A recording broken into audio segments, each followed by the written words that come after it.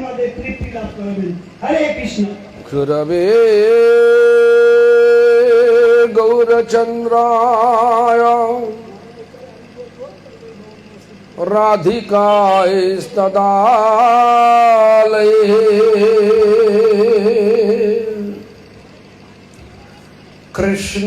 কৃষ্ণায় কৃষ্ণ ভক্তায় তদ্ভক্তায় নমো নমঃ। শ্রী কৃষ্ণ চৈতন্য প্রভু নিত্যানন্দ শ্রী অদ্বৈত গদাধর শিবাসাদি গৌর ভক্ত বৃন্দ। হরে কৃষ্ণ কৃষ্ণ কৃষ্ণ হরে হরে হরে রাম রাম রাম হরে হরে। সর্বাগ্রে শ্রী ভগবানের অভিন্ন প্রকাশ বিগ্রহ শ্রী ভগবত জ্ঞান প্রদাতা ভগবানের সেবা অধিকার প্রদানকারী শ্রী গোপীনাথ গৌড়ীয় মঠ প্রতিষ্ঠানের প্রতিষ্ঠাতা শ্রী গুরুপাদ পদ্ম নিত্যলীলা প্রবিষ্ট বিষ্ণুপাদ স্তোত্র রচিত শ্রী শ্রীমদ ভক্তি প্রমোদ পুরী গোস্বামী ঠাকুর পরম গুরুপাদ পদ্ম সমগ্র বিশ্বে সে গৌড়ীয় মঠ প্রতিষ্ঠানের মূল প্রতিষ্ঠাতা নিত্যলীলা প্রবিষ্ট শিল প্রভুপাদ ভক্ত সিদ্ধান্ত সরস্বতী গোস্বামী ঠাকুর তথা শ্রী ব্রহ্ম মধ্য গৌড়ীয় সরস্বত সম্প্রদায়ের স্বীকৃত আচার্য শুদ্ধ ভক্তবৃন্দ সকলের শ্রীপাদ পদ্মে জানায় দণ্ডবত প্রণাম। সকলে আমার প্রতি প্রসন্ন হন। সভায় উপস্থিত ত্রিদণ্ডীপাধ্যায় বৈষ্ণব বৃন্দ বৈষ্ণবী বৃন্দা মাতৃমণ্ডলী সজ্জন বৃন্দ সকলকে জানাই আমার যথাযোগ্য সম্ভাষণ। সকলে আমার প্রতি প্রসন্ন হন। আজকের এই মহতি ধর্মসভায় ধর্মসভা বক্তব্য আছে ওদের যা রান্না হচ্ছে ওরা বলছে 9টা পর্যন্ত 9টার আগে ওরা রান্না দিতে পারবে না। 1 নম্বর। 2 নম্বর বলছে 7টা থেকে লোক আসবে, এই 7টা থেকে 9টা আপনাদের করতেই হবে। তাহলে এখন কি হবে? 6টা তো করলে কথা বলতে পারবো না। 3 ঘন্টা কথা না, 3 ঘন্টা হবে। 2 ঘন্টা বলুন দাদা। আচ্ছা একটু বলুন, হাঁপিয়ে যাবো তাহলে। একটু কীর্তন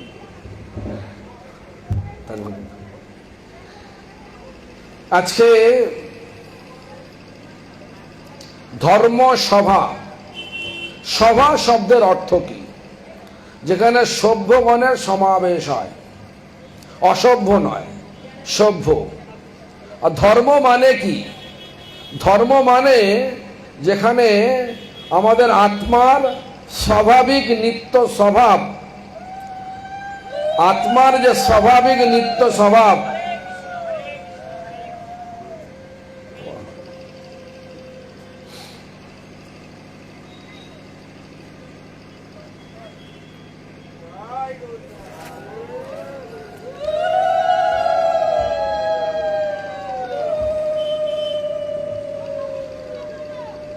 আত্মার আমাদের পরিচয় কি? আমার আত্মা, শরীর নয়। সেই আত্মার স্বাভাবিক ও নিত্য স্বভাব যেটা, সেটা হচ্ছে ধর্ম। তাকে বলা হয় ধর্ম। তা আত্মার স্বাভাবিক নিত্য স্বভাবটা কি? চির আনন্দ খুঁজে পাওয়া। যে আনন্দ আসলে আর দুঃখ থাকে না। যেমন আলো আসলে অন্ধকার থাকে না, ঠিক তেমনি করে যে আনন্দ আসলে আর দুঃখ আদৌ থাকে না, যাকে জানলে সব জানা হয়ে যায়, যাকে পেলে সব পাওয়া হয়ে যায়। কে সে আনন্দ? আনন্দ স্বরূপ হচ্ছে কৃষ্ণ। তার মানে যেখানে সেই স্বয়ং ভগবান কৃষ্ণ, যিনি সমস্ত আনন্দের আকর, তার কথা আলোচনা হয়, তাকে বলা হয় ধর্মসভা। কৃষ্ণের কথা যেখানে আলোচনা হয় তাকে বলা হয় ধর্মসভা। এই ধর্মসভার এই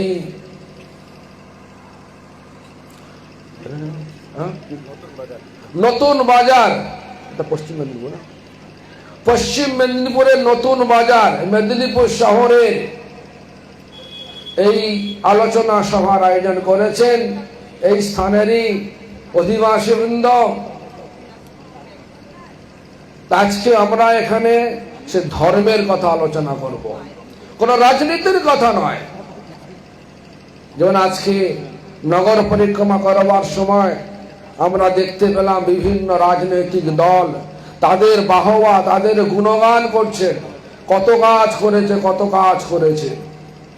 আমরা সেসব কথা বলবো না, আমরা শুধু একটাই বলবো, আমরা যে আমাদের পরিচয় যে আত্মা, আত্মাকে কতটা জাগরুক করতে পেরেছেন, আত্মার কতটা কল্যাণ করতে পেরেছেন। আত্মার কল্যাণ কিসে হবে? আত্মকল্যাণই প্রকৃত জীবের কল্যাণ। আমরা জানি কি জীব মানে যাদের জীবন আছে তাকে জীব বলে, জীবন নেই তাদের জীব বলে না। যাদের প্রাণ আছে তাদের বলে পানি বলা হয়, প্রাণ নাই তাদের প্রাণী বলা যাবে না, মৃতদেহ বলা হবে। তাই জীব মানে আমরা যাদের জীবনে যারা নড়ছি চড়ছি, এই জীবের যে প্রকৃত অর্থে দয়া, আত্মকল্যাণই প্রকৃত অর্থে দয়া। কিন্তু আমাদের ধারণা কি আছে, যেখানে কাপড় দেয়, যে বস্ত্রহীনকে বস্ত্র দিলে জীবে দয়া করা হয়, খাদ্যহীনকে খাদ্য দিলে জীবে দয়া করা হয়, আর কি জানি যারা অসুস্থ অবস্থায় আছেন তাদেরকে ঔষধ প্রদান করলে জীবে দয়া করা হয়। এগুলোকে দয়া বলি, এগুলো দয়া বটে, কিন্তু চরম দয়া নয়। চরম দয়া হচ্ছে জীবের আত্মকল্যাণই চরম দয়া। যে দয়ার কথা শুধুমাত্র গৌড়ীয় মঠ বলে, অন্য কোন সংস্থা বলে না। তাই গৌড়ীয় মঠের কথা কি? গৌড়ীয় মঠের কথা জীবের প্রকৃত দয়া করো। শ্রীকৃষ্ণ চৈতন্য প্রভু জীবে দয়া করি। গৌড়ীয় মঠের সূত্রধার কে? চৈতন্য মহাপ্রভু। তিনি কে? নিমাই পণ্ডিত। কোথায় আবির্ভূত হয়েছিলেন? মায়াপুরে। তিনি প্রকৃত অর্থে কে? তিনি হচ্ছেন স্বয়ং ভগবান শ্রীকৃষ্ণ। শ্রীকৃষ্ণ আজ থেকে 535 বছর আগে মায়াপুরে আবির্ভূত হলেন। ব্রহ্মার একদিনে মাত্র একবারই আসেন। ব্রহ্মার একদিন মানে সত্য, ত্রেতা, দ্বাপর, কলি, এই 4 যুগকে বলা হয় একসঙ্গে 1 চতুর্যুগ। 71 চতুর্যুগে হয় 1 মন্বন্তর, 14 মন্বন্তর হয় 1 ব্রহ্মার একদিন। ব্রহ্মার একদিনে স্বয়ং ভগবান কৃষ্ণ একবার আসেন দ্বাপরে। স্বয়ং ভগবান যখন চলে যান তার ধামে, এখন অবশ্য অনেক লোক বলছে ভগবান কৃষ্ণকে নাকি অর্জুন পুড়িয়েছিলেন। যত রকমের কলিযুগের যত দৌরাত্ম্য বাড়ছে ততই তারা মনোকল্পিত ইতিহাস তৈরি করছে। এই ইতিহাসের পেছনে ছুটবেন না। মনোকল্পিত ইতিহাস কখনো সত্যি নয়। সত্য ঘটনা, ভগবান তার নিজের ধামে নিজেই চলে গিয়েছিলেন। যেই মুহূর্তে চলে গেলেন যেই মুহূর্তে এই জগৎ ছেড়ে চলে গেলেন, সেই মুহূর্তে কি হলো সেখানে বলছেন, কৃষ্ণ সধাম অপগতে। কৃষ্ণ যখন নিজের ধামে চলে গেলেন, কে বলছেন? ভাগবত বলছেন। আর বর্তমান যুগের কিছু কিছু অপ্রাসঙ্গিক লোক, তারা নিজের মনের মধ্যে গল্প তৈরি করে তারা বলছেন কৃষ্ণকে অর্জুন আগুনে পুড়িয়েছিল। কতগুলো মনোকল্পিত, পরিকল্পিত, অধার্মিক ধর্মের নাম নিয়ে তারা এইসব কথাগুলো বলছে। এই কথায় কান দেবেন না। এই কথায় কান দিলে জগতে বা আমাদের কোনো মঙ্গল হবে না। সত্যি ইতিহাস হচ্ছে কি, কৃষ্ণ স্বধামে চলে গিয়েছিলেন, সেই জন্য মহামুনি বেদব্যাস লিখলেন, কৃষ্ণ স্বধাম অপগতে। কৃষ্ণ যখন নিজের ধামে চলে গেলেন, ধর্ম জ্ঞানাদিবি সহ ধর্ম জ্ঞানকে নিয়ে চলে গিয়েছিলেন। যে যখন মানুষের মধ্যে ধর্ম না থাকে, তখন কি বলে? ধর্ম না থাকে, জ্ঞান না থাকে, তখন কি হয়? মানুষ চোখ থাকলেও দেখে না, মানে অন্ধ। যখন কৃষ্ণ চলে গেলেন নিজের ধামে, তখন কলিযুগ সৃষ্টি হলো। সেই জন্য তার পরের লাইনে ব্যাসদেব লিখলেন, কলৌ নষ্ট দৃশামিষা। কলৌ নষ্ট দৃশা মানে দৃষ্টি। কলিযুগের মানুষের দৃষ্টি নষ্ট হয়ে গেল। সেই দৃষ্টি নষ্ট হয়ে যাওয়ার জন্যই আজকালকার দিনে নানা রকম লোক কল্পনা করে লিখছে। কল্পনা করে লিখছে। যেমন ধরুন, আমি শুনেছিলাম, কাগজে পড়েছিলাম, বিভিন্ন নেটে দেখলাম যে চৈতন্য মহাপ্রভুকে নাকি পুরীর পান্ডারা মেরে জগন্নাথ মন্দিরের সিংহাসন নিচে পুঁতে দিয়েছিলেন। আবার এখন কয়েকদিন কাগজে দেখছি ওটা নয়, ওটা নাকি গুন্ডিচা মন্দিরে করেছিলেন। কত রকমের মানে পরিকল্পনা। কলি মহারাজ জগৎকে ধোঁকা দেওয়ার জন্য এই সমস্ত লোক কলির চর হয়ে এসে মানুষকে বিভ্রান্ত করে দিচ্ছেন, যে ধর্মের আসল যে প্রতীক কৃষ্ণ, তাকে একটা সাধারণ মানুষ মনে করছে, সাধারণ মনে করছে। কিন্তু ব্যাসদেব কি বললেন? কৃষ্ণ যখন স্বধামে চলে গেলেন, তখন ধর্ম ও জ্ঞানকে নিয়ে চলে গেলেন। কেন বলছে অন্ধ? দেখুন, যদি আমরা হিরে সম্বন্ধে জ্ঞান না থাকে, রাস্তায় হিরে পড়ে আছে, হিরেটাকে আপনি কি মনে করবেন? একটা কাঁচের টুকরো বলে ফেলে দেবেন। দেখলেন হিরেটা, চিনতে পারলেন না। অন্ধ হলেন কিনা? অন্ধ হলেন কিনা? তাই আমাদের চিন্তা কর, ধর্ম, ধর্ম যাকে নিয়ে আমাদের প্রকৃত আনন্দ, যাকে জানলে সব জানা হয়ে যায়, যাকে পেলে সব পাওয়া হয়ে যায়, সেই ধর্ম চলে গেলেন। ধর্ম প্রতীক চলে, এটা কে বলছেন? ব্যাসদেব বলছেন। তাই বলছেন, কৃষ্ণ সধাম অপগতে ধর্ম জ্ঞানাদিবি সহ যেই চলে গেলেন কৃষ্ণ, তাকে বলছেন কলৌ নষ্ট দৃশামিষা। কলিযুগের মানুষের দৃষ্টি নষ্ট হয়ে গেল, মানে অন্ধ হয়ে গেল। কিন্তু তা বলে কি সম্ভব নয়? দৃষ্টি আর ফিরে আসবে না।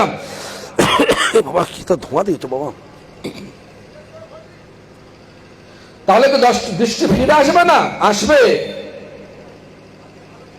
বললেন অধুনা পুরাণ অর্ক উদিত। অধুনা মানে এখন, পুরাণ মানে ভাগবত পুরাণ, অর্ক মানে সূর্য, উদিত মানে উদিত হয়েছে, মানে উদয় হয়েছে। সূর্য উদয় হলে সে কি আর অন্ধকার থাকে? সেই শ্রীমদ্ ভাগবত পুরাণের যদি কেউ আশ্রয় নেয় তাহলে ধর্ম ফিরে আসবে, দৃষ্টিও ফিরে আসবে, জ্ঞান ফিরে আসবে। কি জ্ঞান? ভক্তি জ্ঞান। শ্রীমদ্ ভাগবতের সাধারণ গ্রন্থ নয়। মহামুনি বেদব্যাস তিনি বহু প্রকার পুরাণ, 17 পুরাণ রচনা করলেন, বেদকে ভাগ করলেন, বেদের বেদান্ত রচনা করলেন, মহাভারত রচনা করলেন, সবই তো করলেন, কিন্তু মনে শান্তি হলো না, শান্তি হলো না। তিনি তার আশ্রম, সম্মাপ্পার আশ্রমে তিনি চুপচাপ বসে আছেন বিষণ্ণ বদনে। যে এত রচনা করলেন, তিনি আজ মনের দুঃখে নিজের আশ্রমে বসে আছেন।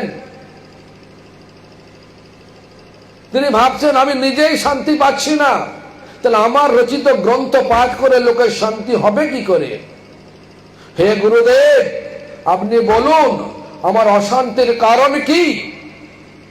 তখন গুরুদেব নারদ মুনি প্রকটিত হয়ে তিনি বললেন, ব্যাস, তুমি যদিও সব পুরাণ রচনা করেছো, উপনিষদ রচনা করেছো, বিভিন্ন শাস্ত্র রচনা করেছো, কিন্তু তাতে তুমি অমল ভগবানের অমল যশের কথা লেখো নাই। ভগবানের অমল মানে যাতে কোনো মল থাকে না। মলটা কি না? জ্ঞান ও কর্ম মিশ্রিত হবে না, শুধু ভক্তি থাকবে। অমল যশের কথা লেখো নাই।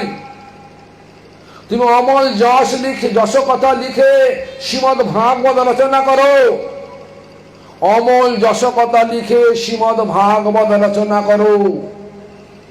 দেখুন, শ্রীমদ্ ভাগবত এমন একটা গ্রন্থ, যে গ্রন্থ শুধু ভক্তির কথা, ভগবানের অমল যশের কথা বলা হয়েছে। অমল যশের কথা বলতে গিয়ে শ্রীমদ্ ভাগবত নবম স্কন্ধ পর্যন্ত শুধু ভক্তেরই গুণগান করলেন। দশম স্কন্ধে গিয়ে ভগবান আবির্ভূত হলেন। একাদশ স্কন্ধে ভগবানের আদেশ, ভগবান উপদেশ দিলেন। এইভাবে শ্রীমদ্ ভাগবত রচনা হলো। শ্রীমদ্ ভাগবত রচনা করার পরে মানুষ প্রকৃত ধর্মকে খুঁজে পেলেন। ভক্তি একমাত্র ধর্ম, ভক্তি একমাত্র ধর্ম।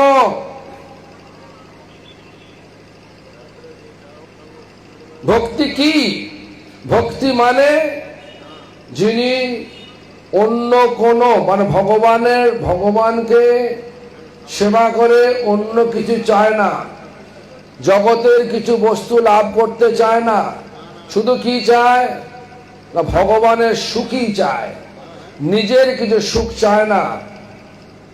যখন আমরা এই প্রবৃত্তি নিয়ে ভগবানের সেবা কিছু করব, তাকে বলা হয় ভক্তি। ভগবান হচ্ছেন কৃষ্ণ। সেই কৃষ্ণ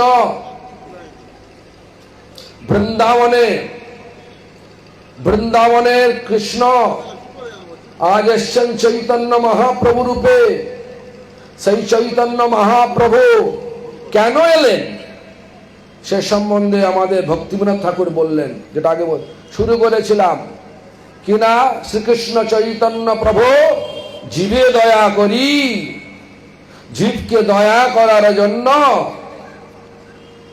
শ্রীকৃষ্ণ চৈতন্য মহাপ্রভু আবির্ভূত হলেন। একা না, না না না, একা নয়, সপার্ষদস্য ধাম সহবতরী, নিজের পার্ষদদের নিয়ে এলেন। কে পার্ষদ? কৃষ্ণের পার্ষদ, স্বরূপ শক্তি স্বরূপ। কে? বলরাম। বলরাম এলেন নিত্যানন্দ প্রভু রূপে। কৃষ্ণের অনেক অবতার, তার মধ্যে মহাবিষ্ণু আর তমগুণ অবতার শিব, দুজনে মিলেন অদ্বৈতাচার্য এলেন। কৃষ্ণের লাদিনী শক্তি আনন্দদায়িনী শক্তি রাধা রানী, তিনি এলেন গদাধর পণ্ডিত রূপে। কৃষ্ণের ঋষি রূপ নারদ, তিনি এলেন শিবাস পণ্ডিত রূপে। কৃষ্ণের রূপমঞ্জরী, তিনি এলেন রূপ গোস্বামী রূপে। কৃষ্ণের বিলাস মঞ্জরী, তিনি এলেন জীব গোস্বামী রূপে। কৃষ্ণের লবঙ্গ মঞ্জরী, তিনি এলেন সনাতন গোস্বামী রূপে। কৃষ্ণের গুণমঞ্জরী, তিনি এলেন গোপাল ভট্ট গোস্বামী রূপে। তিনি কৃষ্ণের রসমঞ্জরী, তিনি এলেন রঘুনাথ ভট্ট রূপে। কৃষ্ণের রতিমঞ্জরী, তিনি এলেন রঘুনাথ দাস গোস্বামী। এভাবে সকলকে তিনি নিয়ে এলেন। সপার সদস্য ধাম সহ অবতরী। কেন, কি জন্যে? অত্যন্ত দুর্লভ প্রেম করিবারে দান। শব্দ লাগালেন অত্যন্ত, মানে যেটা একদম সহজ উপায় পাওয়া যায় না। কি না? দুর্লভ, যেটা মূল্য দিলে পাওয়া যাবে না, সহসা পাওয়া যায় না। কে না? প্রেম। প্রেম মানে কি? প্রেম মানে হচ্ছে, আমরা বলি ভালোবাসা। ভগবানে যার সর্বোত্তম ভালোবাসা আছে তাকে বলা হয় প্রেম। কিন্তু আমরা আজকের দিনে কি ভাবি? আজকের দিনে ভাবি যে এই ছেলে মেয়ে যে কথা বলা বলি হচ্ছে লুকিয়ে লুকিয়ে, এসবগুলোকে প্রেম করছে বলে। এটা সব লাস্ট, মানে এটাকে বলে কাম। কামকে প্রেম বললে প্রেমকে অবমাননা করা হয়। তাই অত্যন্ত দুর্লভ প্রেম। যে প্রেমটা কোথায় আছে? ভগবানেতে আছে। সেই ভগবানের প্রেম অত্যন্ত দুর্লভ, যেটা দেবদেবীর পক্ষে দুর্লভ, ব্রহ্মার পক্ষে পাওয়া দুর্লভ, শিবের পক্ষে দেওয়া দুর্লভ, সমস্ত দেবদেবীর পক্ষে পাওয়া দুর্লভ। কিন্তু সেই প্রেমকে সকলকে দেওয়ার জন্য তিনি তার পার্শ্বদকে নিয়ে এলেন। সেটাই লিখছেন কি?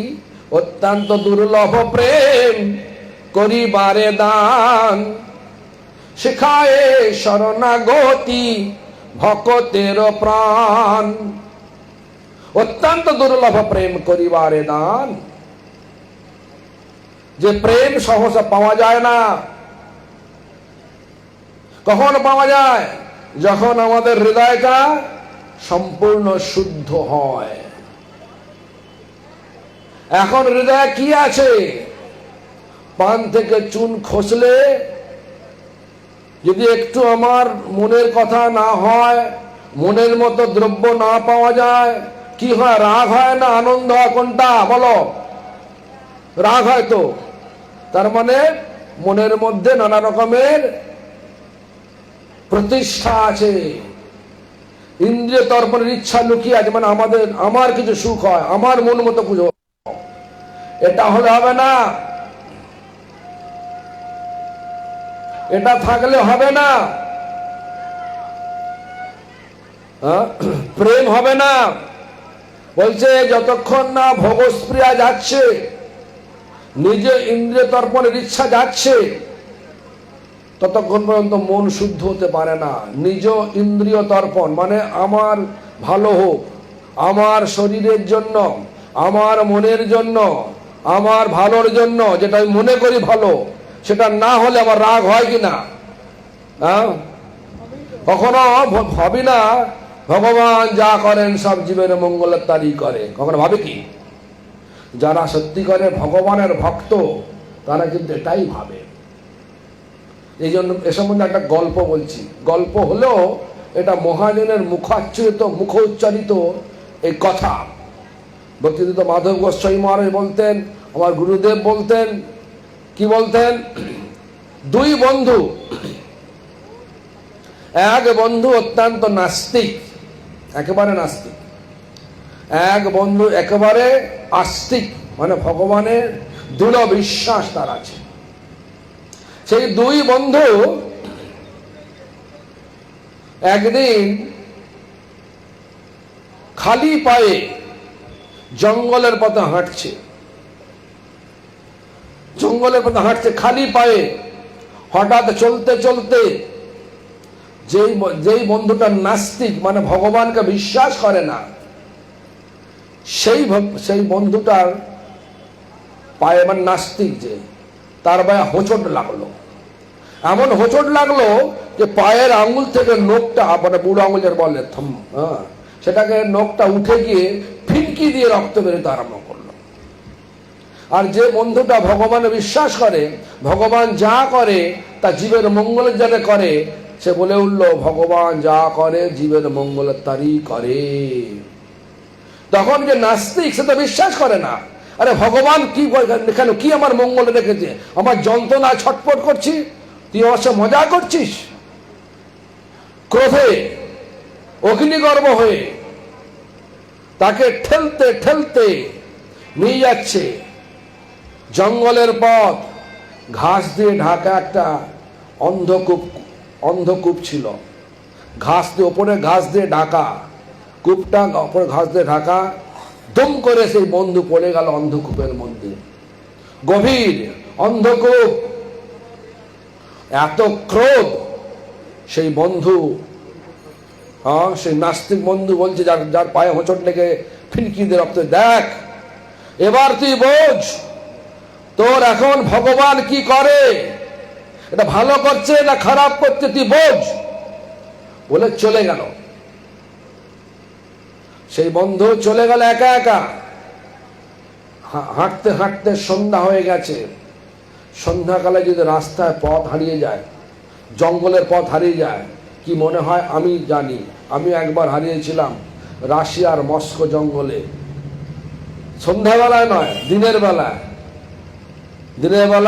সকালবেলা আমি পথভ্রমণ করছিলাম দুই বন্ধুতে, আমিও দুই বন্ধু ছিলাম। একজনের নাম ছিল সচিশুদ্ধ প্রভু, আর আমি দুজনে মিলে যাচ্ছিলাম। তো হঠাৎ দেখি না, বাড়িতে দেখা যাচ্ছে দূরে, বেরোবো করতে এই জঙ্গলের পথ দিয়ে। সে সন্ধ্যা হয়ে গেছে, এই জঙ্গলের পথে হারিয়ে গেল সেই বন্ধু। হঠাৎ দেখতে পেল একদল লোক আসছে। সে লোকগুলোর কাছে গেল। সে লোকগুলো কিন্তু আসল লোক নয়, সে হচ্ছে ডাকাত দল। তারা খুঁজছে, জঙ্গলের জানোয়ারকে খুঁজছে। সেদিন জানোয়ার পাওয়া গেল না। তারা ভাবলো এটা সুঠাম দেহ বিশিষ্ট এই মানুষ পাওয়া গেছে, একেই বলি দেওয়া হবে আমার মায়ের কাছে। কেন? ডাকাত দল, তাদের প্রথা রয়েছে, যদি মাকে বলি দিয়ে তার ডাকাতি করতে যায়, তাহলে সেদিনে তাদের উপঢৌ, মানে অনেক লাভ হয়। এই বিচার নিয়ে সেই নাস্তিক ব্যক্তিটাকে, ছেলেটাকে নিয়ে চলে গেল তাদের সেই মায়ের কাছে। স্নান করিয়ে হাঁড়ি কাঠে মাথা গলিয়ে দিয়েছে, কাতান তুলে দিয়েছে। একটা মানুষ হাঁড়ি কাঠে মাথা গোলাচ্ছে, সে তো চেষ্টা করবে বেরিয়ে আসা। সেই চেষ্টা ধস্তাধস্তিতে তার আবার লেগে গেছে পায়ের মধ্যে, ফিনকি দিয়ে রক্ত বেরোচ্ছে। কিন্তু একটা কামারের মনে একটা সংস্কার ছিল, যদি ক্ষত দেহ ভগবান, মানে তাদের যে দেবতাকে, দেবীকে যদি অর্পণ করা যায়, তাহলে বংশকে নির্বংশ করে দেয়। যেই মুহূর্তে দেখলো ক্ষত শরীর, হাঁড়ি কাঠ থেকে মাথাটা খুলে নিয়ে যা পালা। তখন মাথায় বুদ্ধি হলো, আরে আমার বন্ধু তো বলেছিল ভগবান যা করে তা জীবের মঙ্গলের তারই করে, তাহলে বন্ধু তো সত্যি বলেছে। আর যদি আমার পায়ে হোঁচট না লাগতো, তাহলে আজকে তো আমাকে এরা কি করতো? শেষ করে দিত, বলে বলি চড়িয়ে দিত। তখন বন্ধুর খোঁজ এলো। বন্ধুর খোঁজে সকালবেলা বেরোলো। ঠিক খুঁজতে খুঁজতে সেই কুয়ার কাছে চলে গেল। বন্ধুকে কুয়া থেকে তুললো আর বলতে লাগলো, হে বন্ধু, তুমি আমার সত্যিকারের বন্ধু, তুমি যেটা বলেছিলে সেটা সত্যি ঘটনা। বন্ধু জিজ্ঞাসা করছে, কি ব্যাপার? এতদিন বিশ্বাস করতে না, হঠাৎ তুমি এখন বিশ্বাস করছো, কি ব্যাপার? বলছে, সারা রাত্রির এই ঘটনা হয়েছিল আমার সঙ্গে। এটা যদি না হতো তাহলে আজকে আমি বেঁচে থাকতে পারতাম না। তার বন্ধু তখন বলছেন, নাস্তিক বন্ধু তখন বলছে, আচ্ছা আমি তো আমারটা বুঝলাম, তুমি যেখানে সারা রাত্রি ধরে কন্ধ কূপেতে পড়ে থেকে কষ্ট পেলে, তোমার কি উপকার হলো বলো? ভগবান তোমার কি মঙ্গল করলো? তখন সেই আস্তিক বন্ধুটা বলছে, আচ্ছা ভাই, যদি আমরা দুজনে হাঁটতাম তাহলে কি হতো? তোমাকে বাদ দিয়ে আমাকে বলি দিত। তুমি ফেলে দিয়েছো এখানে, অন্ধকূপে রেখে দিয়েছো, আমি সারা রাত্রির ভগবানকে স্মরণ করেছি, আর আজকে তুমি আমাকে এসে তুললে। যদি একসঙ্গে হাঁটতাম, তোমাকে বাদ দিয়ে আমাকে বলি চড়িয়ে দিত, তাহলে ভগবান উপকার করলো না, মঙ্গল করলো না? তো ভগবান যা করে জীবের মঙ্গল, ভগবান, এটা ভক্তদের বিশ্বাস। ভক্ত মাত্রই বিশ্বাস করেন না। কখনো পান থেকে চুন খসে গেলে রাগ করে না, যা হচ্ছে ভগবান ভালোই করছে। তাই এই বিশ্বাসটা যতক্ষণ না আসে ততক্ষণ বলছে তার মনটা শুদ্ধ হয় না। এটা কি নরোত্তম ঠাকুর আমাদেরকে বললেন, বিষয় ছাড়িয়া কবে শুদ্ধ হবে মন। বিষয় মানে ভোগ বাসনা। এই জড় ভোগ বাসনার যতক্ষণ আমাদের মন থেকে যাচ্ছে ততক্ষণ পর্যন্ত মনটা শুদ্ধ হতে পারে না। আর মন শুদ্ধ না হলে এই ভৌতিক জায়গা ছেড়ে বৃন্দাবনে প্রবেশের অধিকার হয় না। এই জন্য নরোত্তম ঠাকুর বললেন, কি বললেন?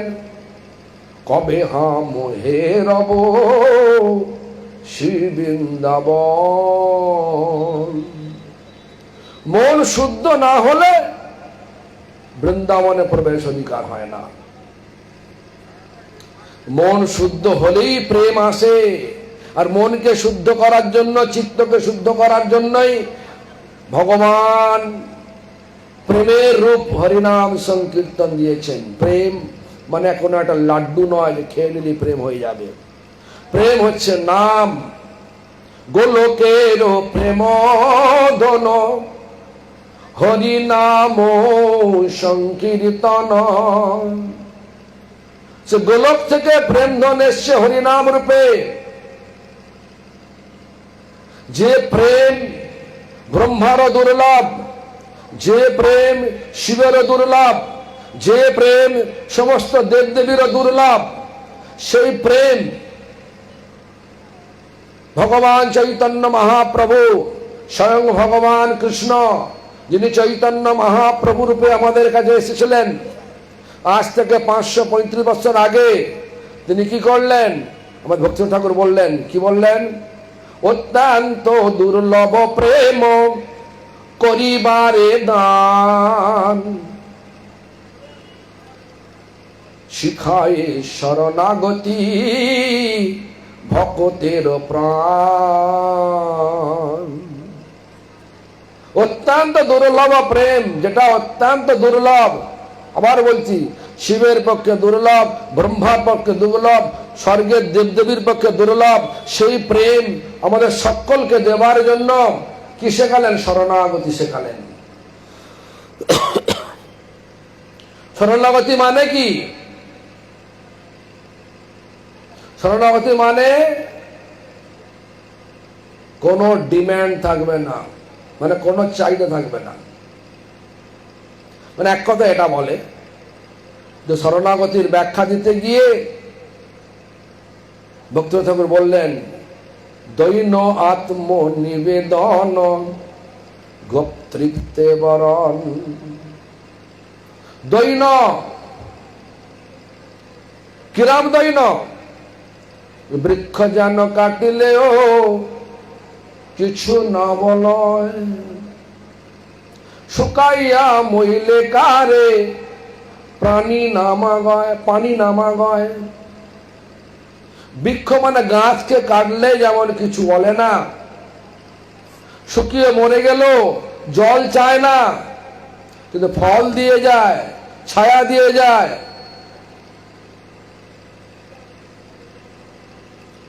আত্মনিবেদন, আত্মনিবেদন মানে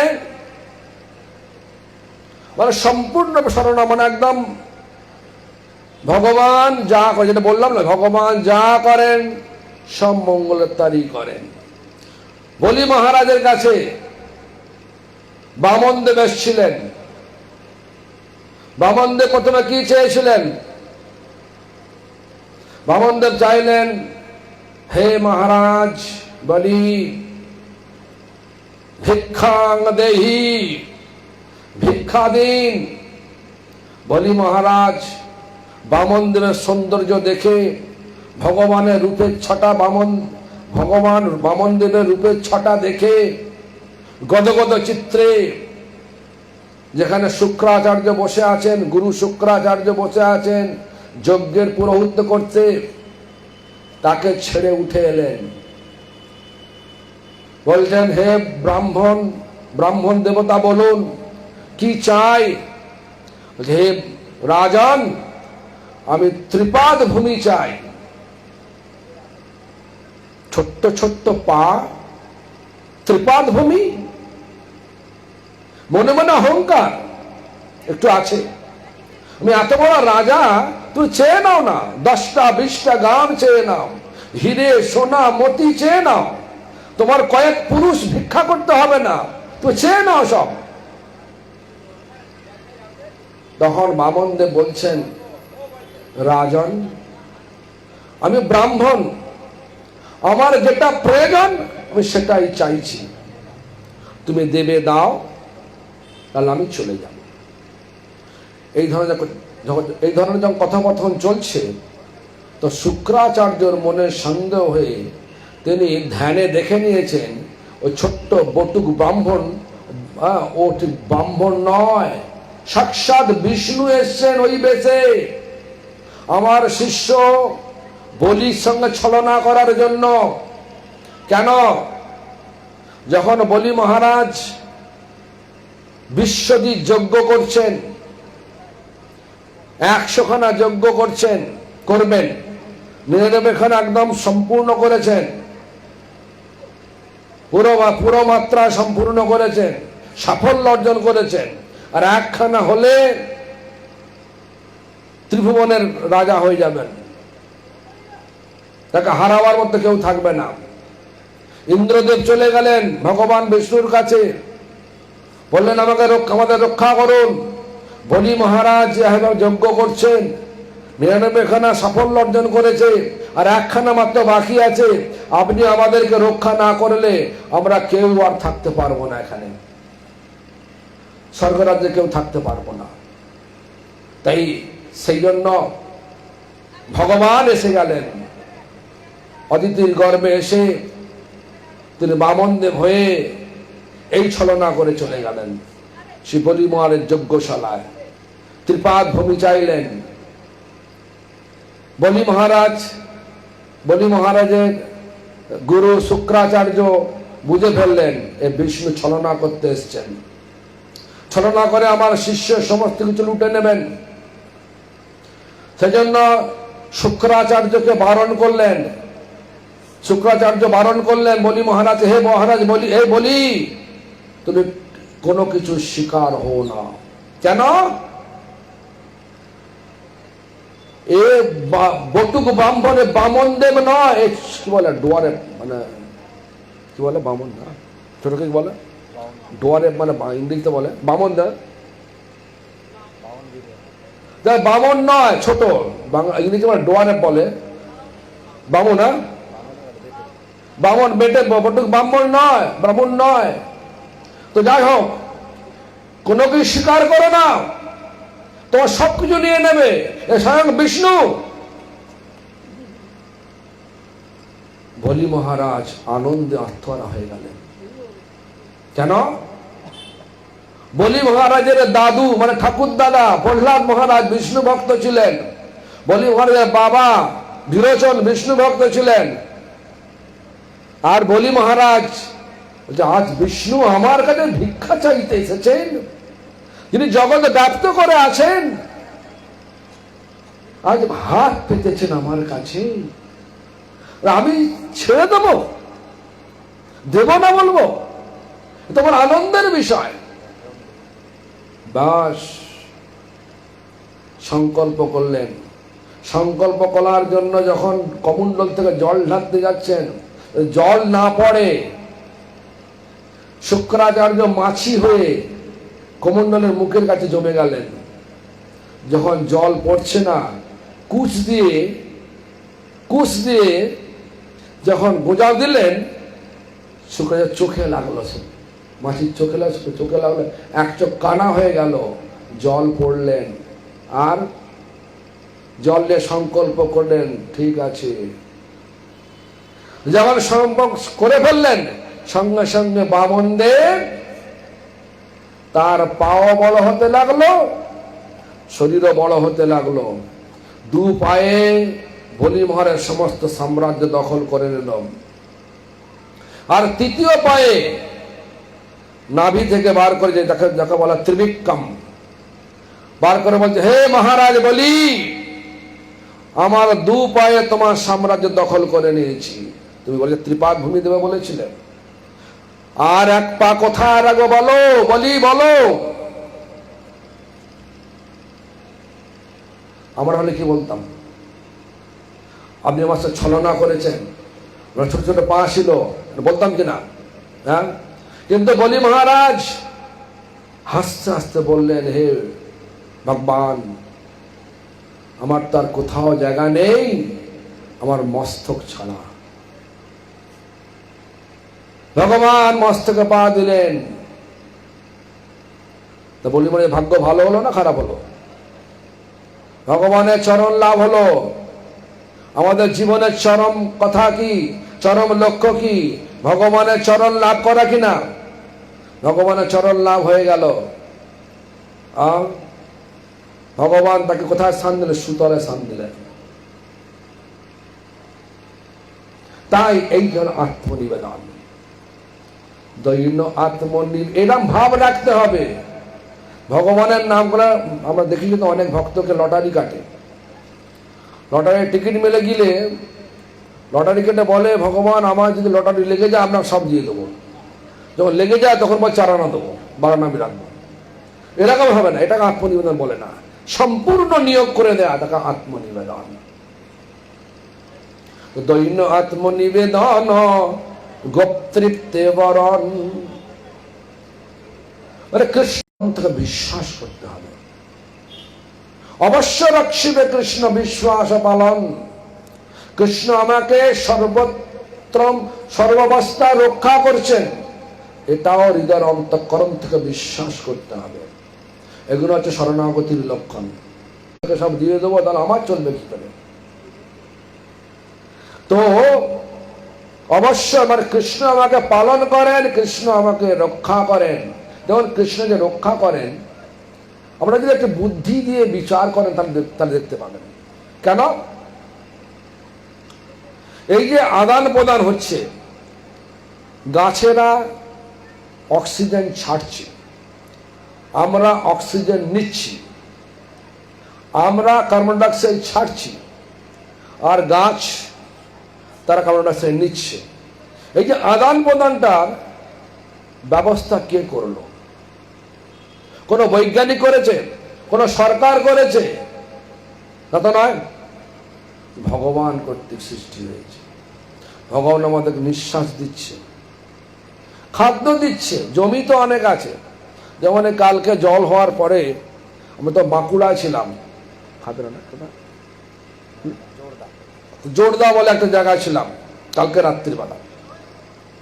এই সময় একটু কথা হতে হতে 6:30 মধ্যেই, 6:20 মধ্যেই এমন ঝড় বৃষ্টি এসে গেল, আর সভা হলো না। কি করব? চলে এলাম। সকালে সেই যার বাড়িতে ছিলাম সে বলছে, এই যা নষ্ট হয়ে গেল, চাষের যা ক্ষতি হলো, হ্যাঁ, চাষের প্রচন্ড ক্ষতি হয়ে গেল। তো যাই হোক, এই যে চাষ, আমরা ভাবছি আমরা চাষ করছি তাই খেতে পাচ্ছি। ভগবান যদি আলো না দিতেন, জল না দিতেন, জমি আছে, চাষ হতো? সেই জন্য ভগবান খাওয়ারও দিচ্ছে, নিঃশ্বাস প্রশ্বাস দিচ্ছে, বুদ্ধি দিয়েছেন ভগবান। যে বুদ্ধি আমাদের আছে, শরীরটা ভগবান দিয়েছে, সবটাই, চোখ দিয়েছে ভগবান, কান দিয়েছে ভগবান, সবটাই ভগবান দিয়েছে, কিন্তু ভগবানকে মানব না, ভগবানকে মানব না। এটাই এখন বেশিরভাগ লোকের ধারণা হয়ে আছে। বেশিরভাগ লোক এটাই বোঝে ভগবান কি করছে। আরে ভগবান করছে বলেই আমরা বেঁচে আছি, নিঃশ্বাস নিচ্ছি, খাচ্ছি, ঘুরছি ফিরছি, দেখছি, হাত নাড়াচ্ছি, এক স্থান থেকে আর স্থানে যাচ্ছি, মনের আদান প্রদান করছি।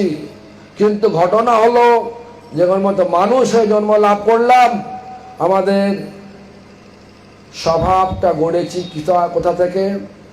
না, সঙ্গের প্রভাব থেকে স্বভাবটা গড়েছি। মানুষের স্বভাব এক নয়, এক এক মানুষের স্বভাব এক এক রকম। কেন? যেরাম সঙ্গ করি সেরাম স্বভাব গড়ি। এখন বেশিরভাগ সঙ্গ কিসের? ভগবানের সঙ্গ হয় নাকি? তাই জগতে যা বুকে যান না, সবাই রাজনীতি সঙ্গ করে, অমুক পার্টি তমুক পার্টি, পার্টি পার্টি সব করে করে একবার এ পার্টি একবার সে পার্টি করে, লাভ তো কিছু হয় না। যে জন্য মানুষ জন্ম পেয়ে এখানে এসেছি, সে লাভ কিছু হয় না।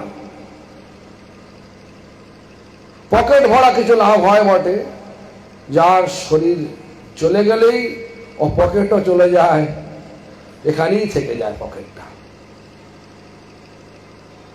কিন্তু ভগবান বলছেন, তোমাকে মানুষ দেহ দিয়ে পাঠিয়েছি পরমার্থ লাভের জন্য। যে পরমার্থ তুমি সঙ্গে নিয়ে আসবে আমার কাছে, যদি অর্থ উপায় করো সব এখানে রেখে যেতে হবে। যা কিছু করবে, অর্থ মানে এই জড়বিদ্যা, টাকা পয়সা, যা কিছু করবেন, বাড়ি গাড়ি সব করবে, সব এখান থেকে যেতে হবে। কেউ কিচ্ছু নিতে পারবে না। নিতে পারবে কেউ? যদি মরবার সময় কেউ বলে, আরে তুমি যাচ্ছ তো, মরে যাচ্ছ, তুমি তো ফিরে যাবে, স্বর্গে যাবে, একটা ছুঁচ নিয়ে যাও, ওখানে সেলাইয়ের অনেক প্রয়োজন আছে, কাপড় চুনে গেছে, পারবে নিয়ে যেতে? ছুঁচ দিতে পারবে?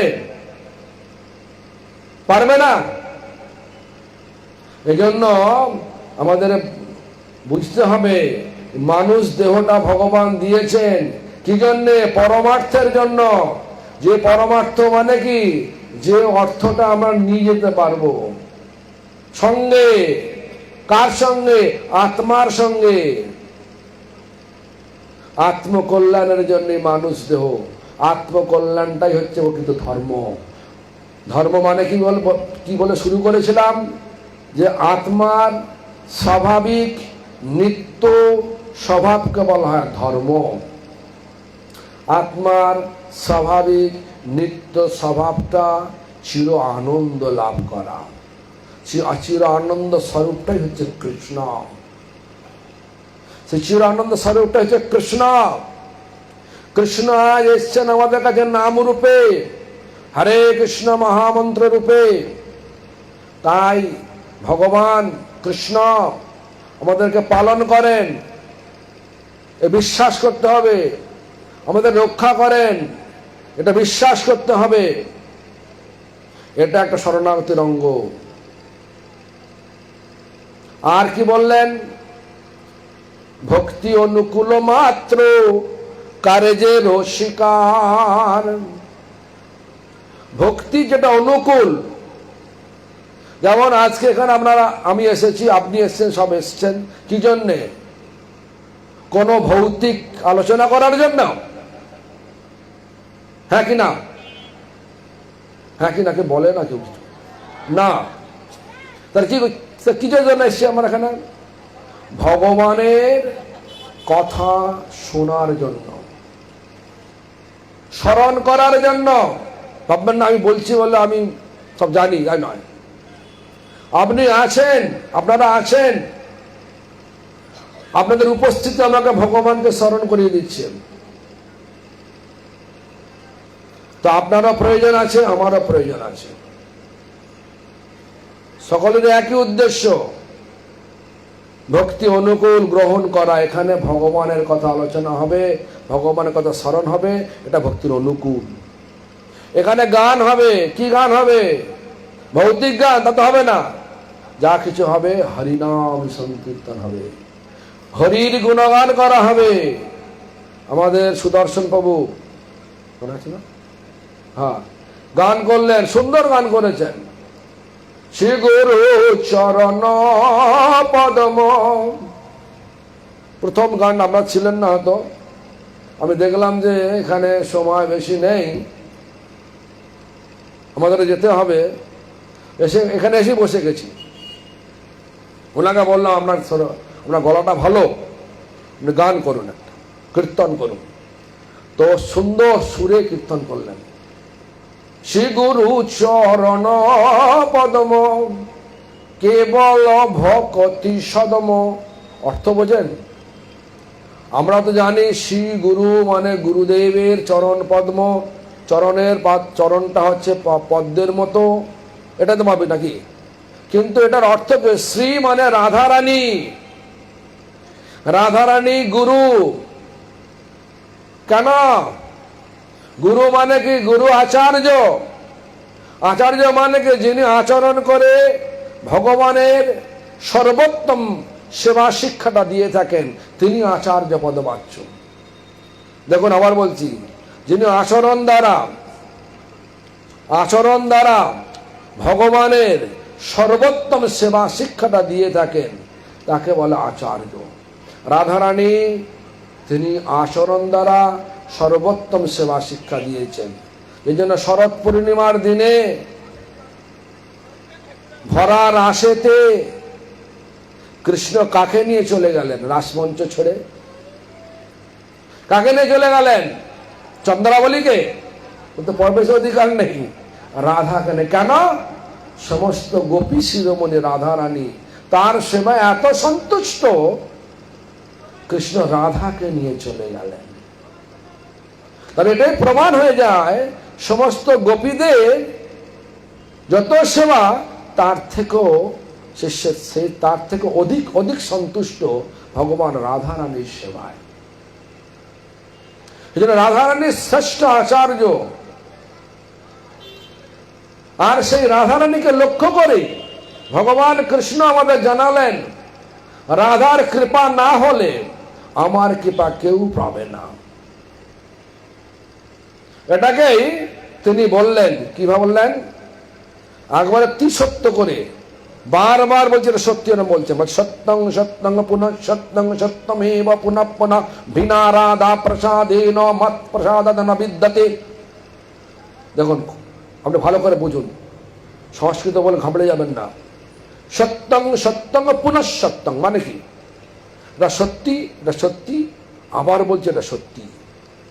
সত্যমেব পুনঃ পুনঃ, বারবার বলছি এটা সত্যি। কি সত্যি? বিনা রাধা প্রসাদেন, রাধা রানীর কৃপা ব্যতীত, মত প্রসাদাত, আমার কৃপা, নবিদ্যতে, কেউ পাবে না। বুঝতে পারছেন? তাহলে রাধা রানীর কৃপা ব্যতীত আমার কৃপা কেউ পাবে না। কে বলছেন? কৃষ্ণ বলছেন। আর এদিকে কৃষ্ণ বলছেন কে? আচার্য মাং বিজানিয়াত, যিনি আচরণ করে শিক্ষা দেন তিনি হচ্ছেন যিনি আচরণ করে কৃষ্ণের সর্বোত্তম সেবা শিক্ষা দেন তাকে চিহ্নিত আচার্য। আচার্যকে না রাধারানী আচার্য।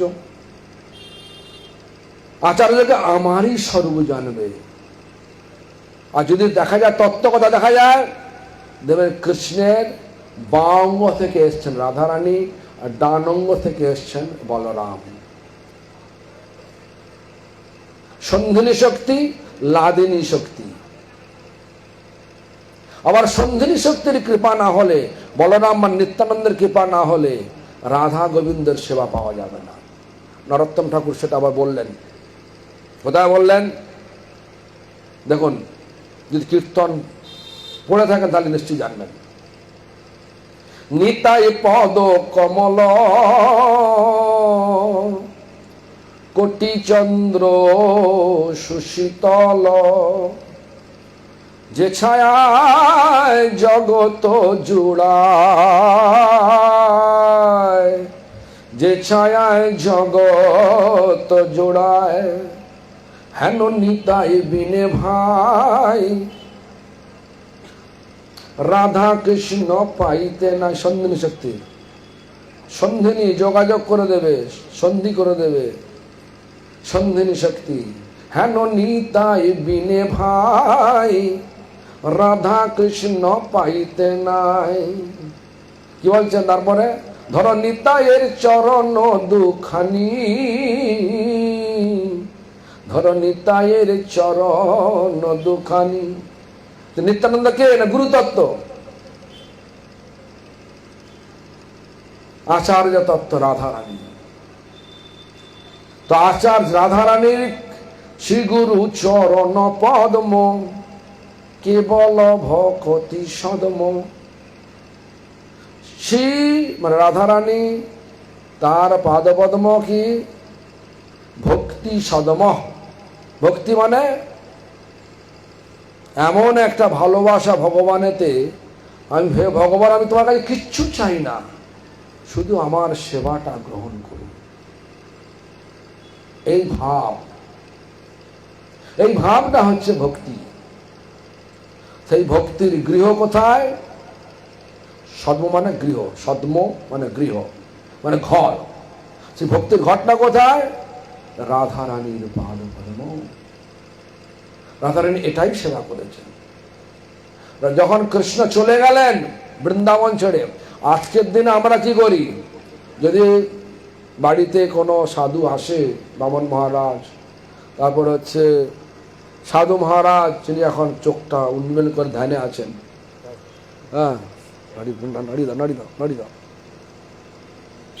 তা তিনি যদি এখন বলেন যে নন্দিতা তোমাদের বাড়িতে গিয়ে থাকবো 10 দিন, বাবা কবে যাবে রে বাবা? 10 দিন থাকবে? হ্যাঁ, হবে কিনা? আর কৃষ্ণ যখন বৃন্দাবন ছেড়ে চলে গেলেন, বলে গেলেন আমি ফিরে আসবো। এমন আসছে না বলে রাধারানী বিলাপ করছেন, মানে দুঃখ করছেন। কি বলছেন? ওই দীন দয়াদ্র নাথ হে মথুরা নাথ। দেখুন, যখন বৃন্দাবনে ছিলেন কৃষ্ণ, তখন ছিল বৃন্দাবন নাথ।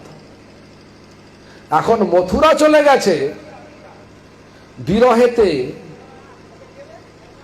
বিরহরূপ ভালোবাসাতে, মানে কেবল সালকি মুড বলে, ইংলিশে বলে সালকি মুড, মানে ভেতরে ভালোবাসা আছে, বাইরে ক্রোধ দেখাচ্ছে, এগুলো সালকি মুড।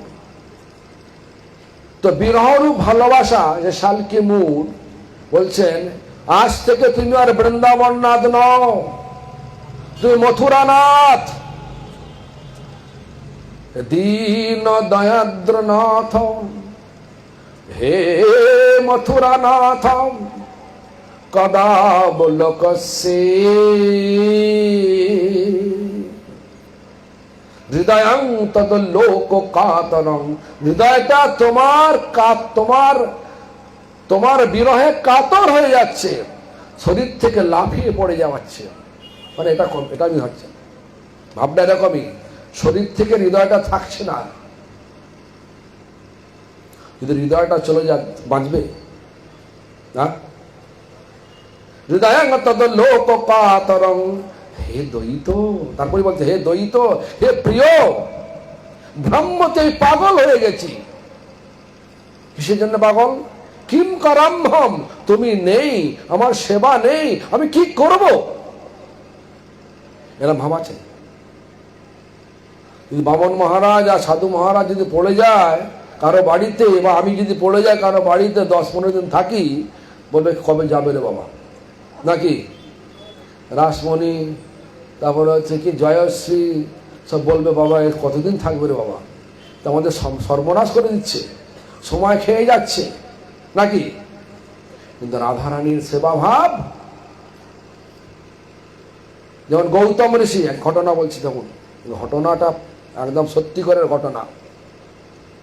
এক সময় দেশেতে দুর্ভিক্ষ দেখা দিল, অর্থ পর্যন্ত দুর্ভিক্ষ, যখন ভিক্ষা করলেও খাদ্য মেলে না, যেমন এবছর হবার তাল আছে, যুদ্ধ লেগে গেছে, জল মানে ইন্দ্রদেব আমাদের বিরূপ হয়ে গেছে, ফসল নষ্ট হয়ে যাচ্ছে, দুর্ভিক্ষ হতে পারে, ভিক্ষা মিলবে না, তাকে বলে দুর্ভিক্ষ। দুর্ভিক্ষ দেখা দিল, দেশের যত রকমের সব সাধু সন্ত আছে তারা জানে যে গৌতম ঋষির একটা সিদ্ধি আছে, তার জমিতে কখনো ফসল থাকবে না, সবসময় ফসল থাকবে, জমি ভরা ফসল থাকবে, ভান্ডার ভরা জিনিস থাকবে, কখনো খালি হবে না। সেই জন্য সমস্ত ঋষি মুনি গৌতম ঋষির আশ্রমে এসে থাকতে লাগলেন।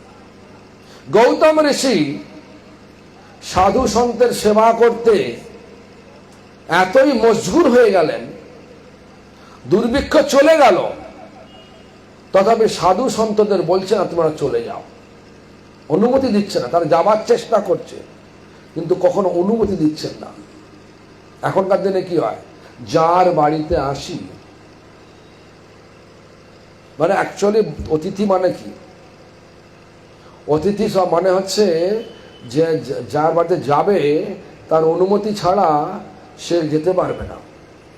তো যা গৌতম ঋষির আশ্রমেরা সবাই এসছে, দুর্ভিক্ষ সময় এসছে, সবাই আশ্রয় নিয়ে সবাই আনন্দী দিন কাটিয়েছে। এখন দুর্ভিক্ষ চলে গেছে, সমস্ত ঋষি মুনি যাবার জন্য চেষ্টা করছে, কিন্তু গৌতম ঋষি অনুমতি আর দিচ্ছে না। কেন? অতিথি সেবায় এত আনন্দ রয়েছে। তাই কি হলো, একদিন ওই মুনি ঋষিরা যে গৌতম ঋষি বাজারে গেছে কোনো কাজের জন্য, তখন আশ্রমে বসে গৌতম আশ্রম যুক্তি করলেন, এখন কি করে যাওয়া যায়, একটা সিদ্ধান্ত নিতে হবে, একটা চক্রান্ত করতে হবে। কি চক্রান্ত করলেন? তারা মন্ত্র দিয়ে একটা গরু রচনা করলেন, গরু তৈরি করলেন। গরুটাকে তার ওই মানে কৃষি ক্ষেত্রে, মানে যেখানে চাষবাস হয়েছে সেখানে ছেড়ে দিলেন, যে ফসল হয়েছে সেখানে ছেড়ে দিলেন। গরুটা খুব দ্রুত ঘাস খেতে লাগলেন, সব ফসল খেতে লাগলেন। যখন গরুটায় ফসল খেয়ে নিচ্ছে, দেখবে গৌতম ঋষি নিশ্চয়ই তাকে তাড়াবার চেষ্টা করবেন।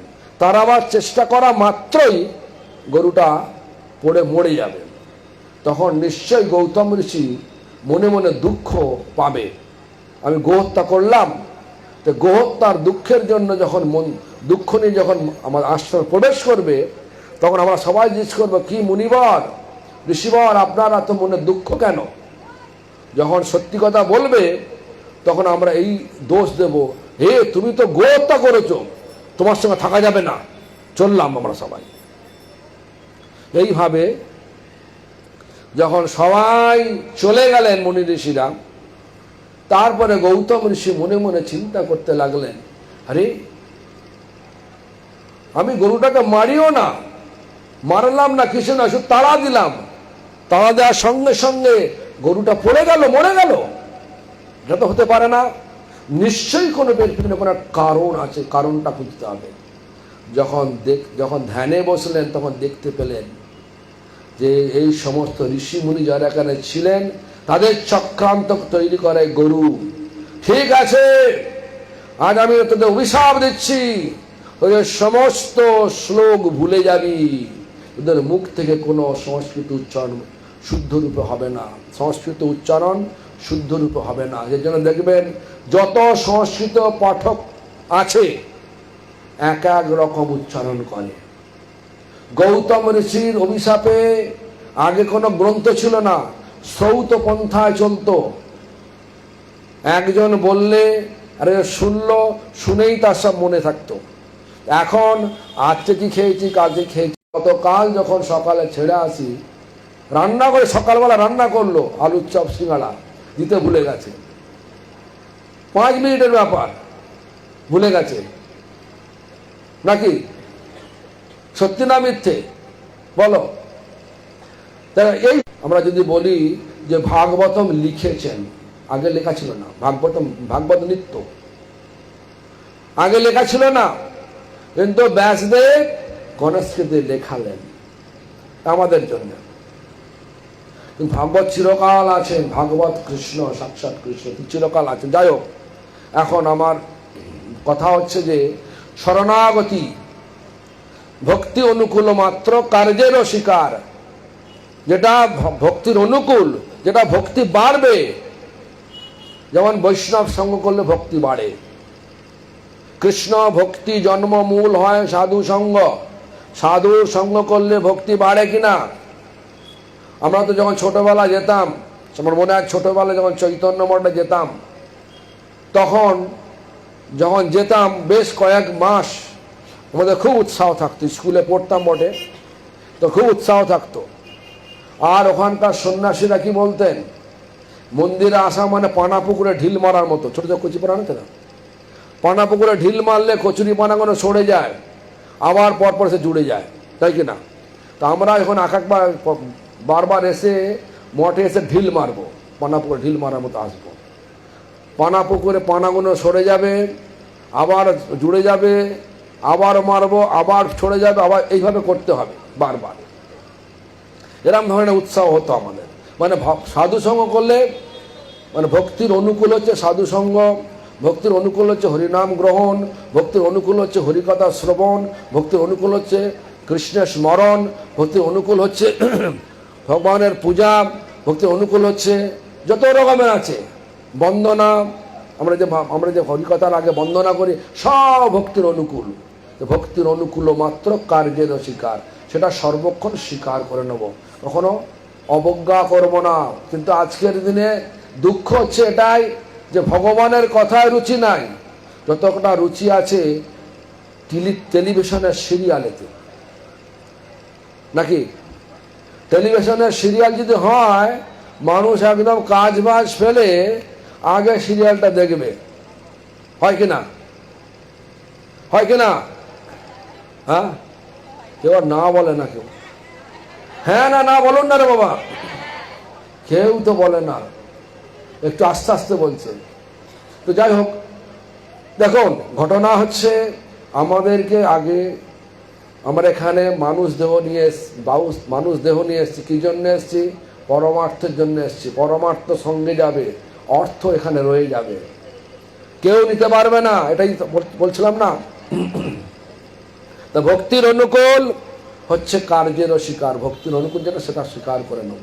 আর ভক্তি প্রতিকূল ভাব বর্জনাঙ্গীকার, সেটাকে ত্যাগ করব। কিরাম?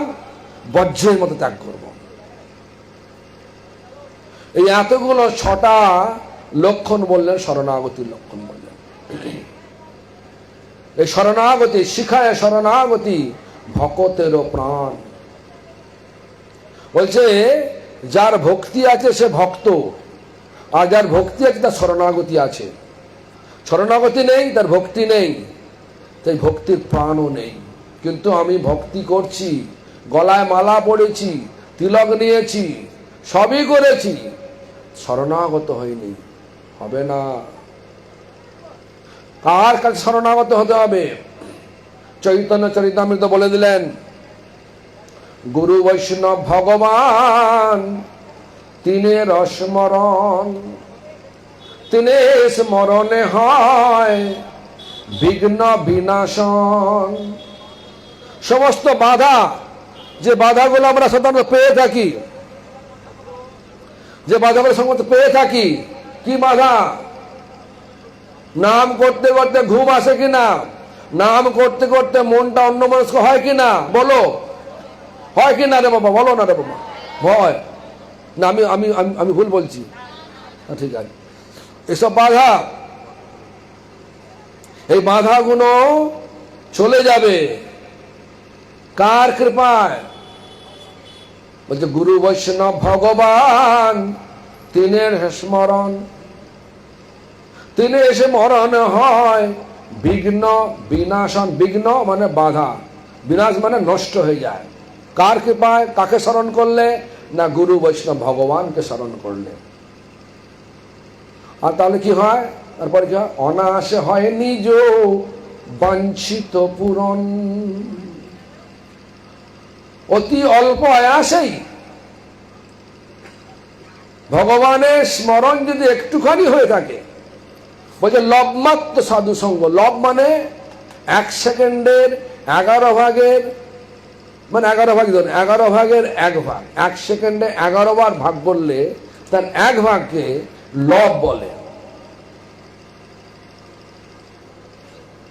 সাধুর মুখে হরিকথা যেটা শুনলেন, সেটা যদি জীবনে আচরণ করতে 1 লব, 1 লবে মনে করে জানো যে বামন মাঝ হরিকথা বলছেন, হরিনাম করো, ঠিক আছে, হরিনাম করতে আরম্ভ করলাম। হরিনামের দ্বারা কি হয়? ইয়া হইতে সর্বসিদ্ধি হইবে সবার, সব রকমের সিদ্ধি পাওয়া যাবে। সর্বসিদ্ধি কোথায় আছে? ভগবানের পাদ পদ্মে। ভগবান কি রূপে এসছেন আমাদের কাছে? নাম রূপে এসছেন, গুরু রূপে এসছেন, বৈষ্ণব রূপে এসছেন, শাস্ত্র রূপে এসছেন। হরিনাম করলে এর ধীরে ধীরে বৈষ্ণব সঙ্গ করা, মানে যত রকমের আমাদের এ আছে, মনের মধ্যে ভোগ বাসনা আছে, সব ধীরে ধীরে চলে যাবে। তাহলে কি জাগবে? কি সেবা বাসনা।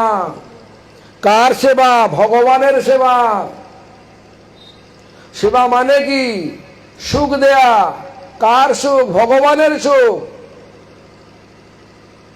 এসব জায়গায় ক্রমে ক্রমে যে বলবে, এইগুলো সব শরণাগতি না হলে হয় না। এটা বলছে শিখায় শরণাগতি ভকতেরও প্রাণ। যার শরণাগতি নাই, সে বাইরে থেকে তিলকমালা পড়ে থাকলেও সে মৃত শরীরে অলংকার পরানোর ন্যায়। মৃত শরীরকে অলংকার পরালে সে কি উপলব্ধি করতে পারে? শরীর উপলব্ধি করতে পারে আমাকে কত সুন্দর সাজিয়েছে? পারে না।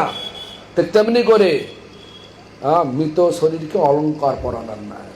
তাই ভক্তির জন্যে প্রথম হচ্ছে শরণাগতি। শরণাগতি শিখায় শরণাগতি ভকতেরও প্রাণ।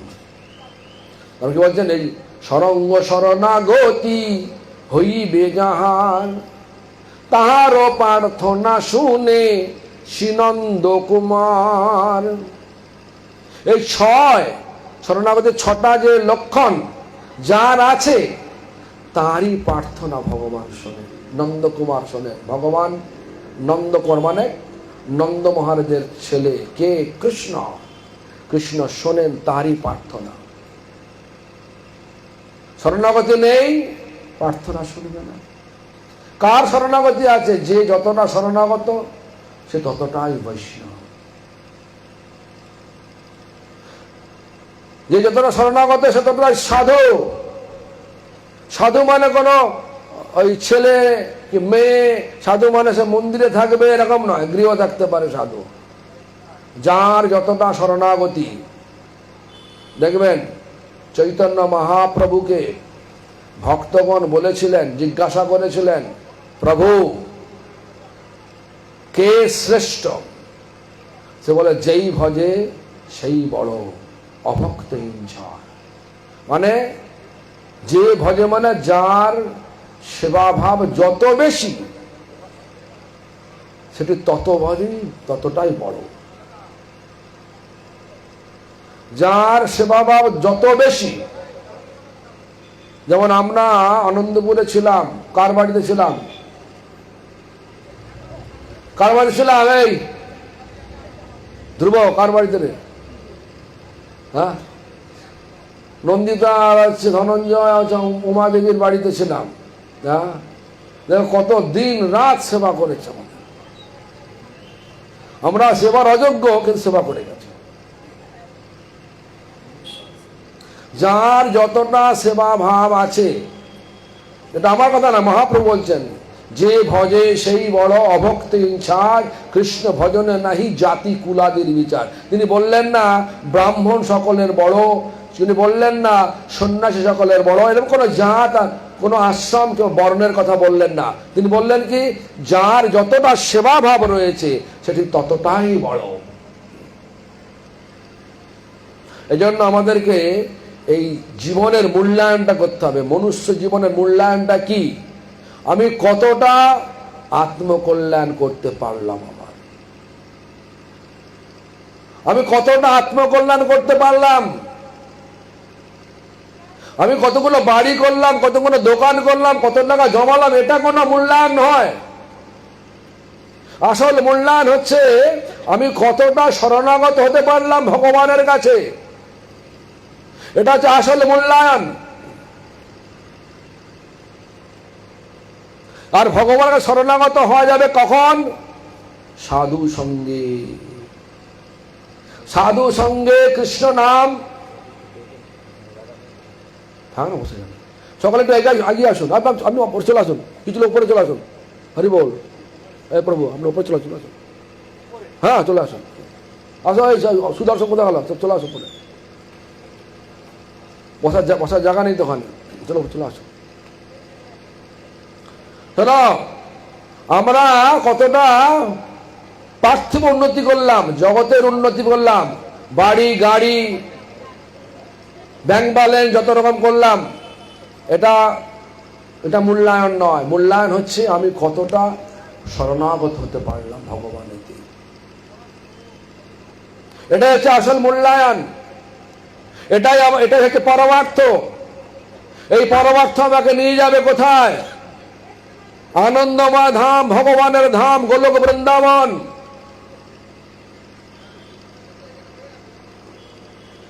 আমাদের আর সঙ্গের অভাব হয়ে গেছে। সঙ্গের অভাব হওয়ার দরুন আমরা আজ জীবনের মূল্যায়ন অন্যভাবে করে থাকি। কিরম ভাবে করে থাকি?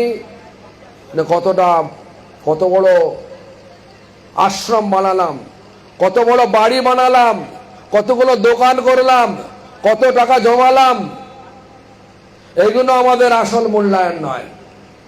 কতটা নিজেকে মানে আত্মাকে ভগবানের চরণে সমর্পণ করতে পারলাম, শরণাগতি। তাই এই যে কথাগুলো ভক্তিতে লিখেছেন না, প্রত্যেকটা শব্দ শিক্ষামূলক শব্দ। বুঝতে পারলে, জীবনে আচরণ করতে পারলে আমাদের মঙ্গল হবেই হবে। এটা বলছেন, সরঙ্গ শরণাগতি হইবে যাহার, তাহারও প্রার্থনা শুনে শ্রীনন্দ কুমার। রূপ সনাতন পদে দন্তে তৃণ করি, ভকতি বিনোদ পড়ে দুহু পদ ধরি। আপনি আপনি চেষ্টা করলে হবে না। হ্যাঁ আমি করে নেবো মনে মনে, ঠিক আছে, কারো মাঝখান লাগবে না, গুরু বৈষ্ণব লাগবে না, হবে না, হবে না।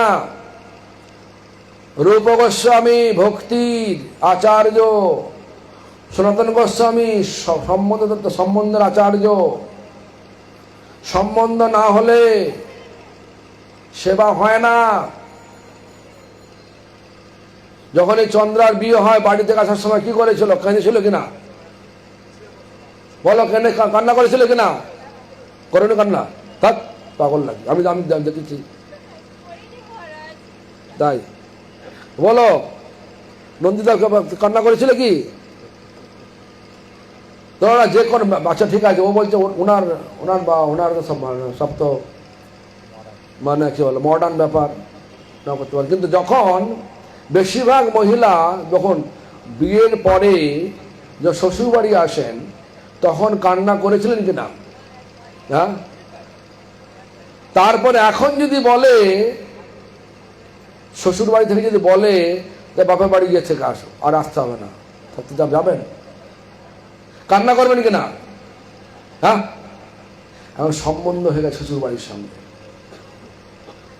তেমনি করে আমরা এই জড়জগতে আছি, সব সম্বন্ধ বানিয়ে নিয়েছি, এ আমার অমুক, এ আমার তমুক, সব বানিয়ে নিয়েছি।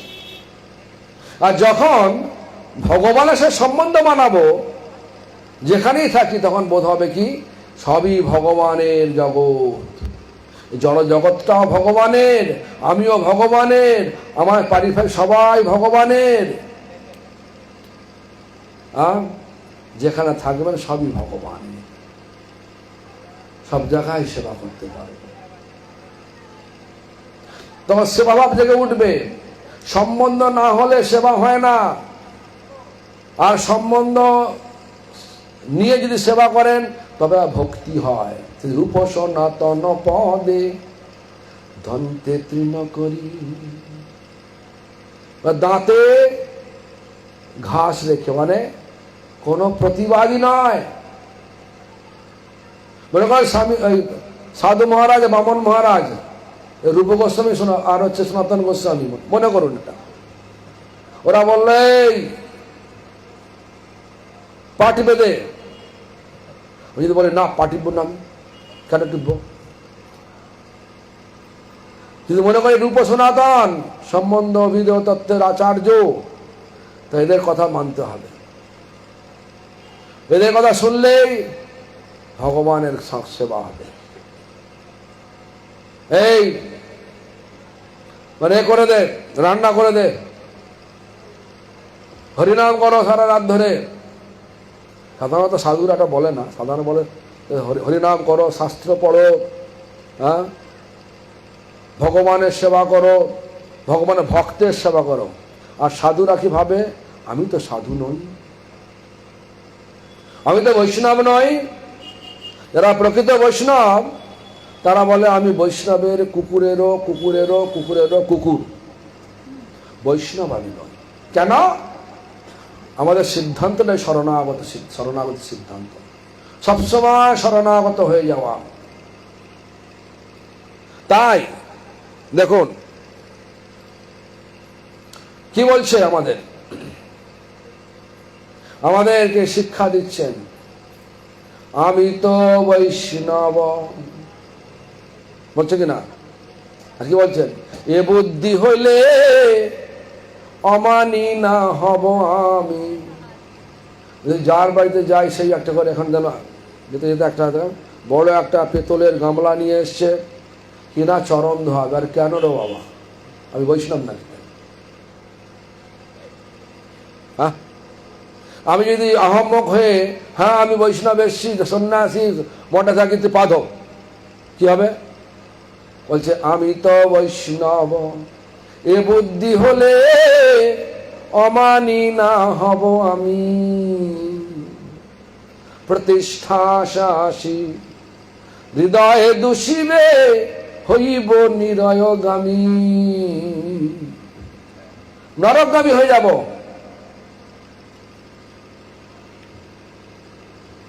তারপর কি বলছেন?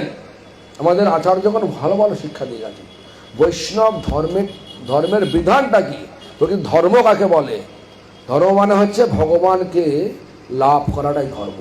ভগবানকে না কৃষ্ণকে লাভ করাটাই ধর্ম। কৃষ্ণ কে না আনন্দের আকার। ধর্ম মানে কি? যিনি আমাদের আত্মা স্বাভাবিক নিত্য যেটা চাহিদা, আত্মার স্বাভাবিক নিত্য চাহিদাটা কি না আনন্দ লাভ করা, চির আনন্দ লাভ করা। চির আনন্দ স্বরূপটা হচ্ছে কৃষ্ণ। এই জন্য ভালো করে বিচার করতে হবে বৈষ্ণব ধর্মটা কি।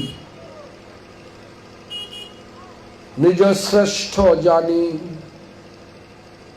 উচ্ছিষ্টাদি দানে হবে অভিমান ভার। নিজের শ্রেষ্ঠ জানি উচ্ছিষ্টাদি দানে হবে অভিমান ভার। তাই শিষ্য তব থাকিয়া সর্বদা না লইব পূজা কার। সবাই মিলে যদি আমার ফল নিয়ে ফুল নিয়ে আসে, চলো আপনি গুরুদেব পূজা করব, আপনি বৈষ্ণব পূজা করব, ভালো, কিন্তু আমি আমাদের পরম্পরাকে শিক্ষা দিচ্ছেন। গুরু যদি মনে করে সে গুরু, তাহলে গুরুর প্রথম অক্ষরের উকারটা লোপ পাবে, তাহলে কি হবে? কি রাখবে? গরু মানে কি জানোয়ার তো নাকি? গুরু হলো? বৈষ্ণব ধর্মের এটাই হচ্ছে শিক্ষা। এই শিক্ষাটাকে নিয়ে চলতে হবে।